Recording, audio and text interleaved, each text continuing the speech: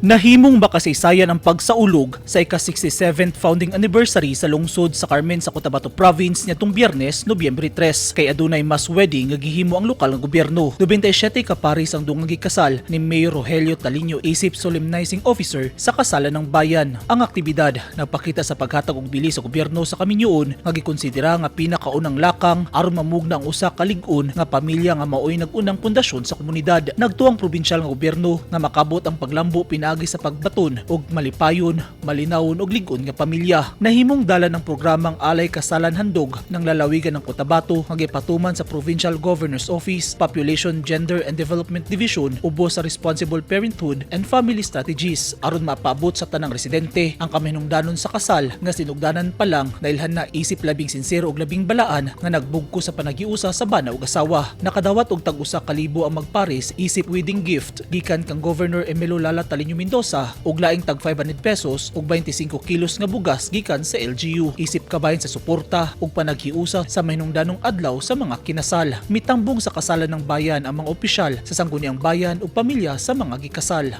Eugene Hinutan, Newsline Philippines. Stay safe.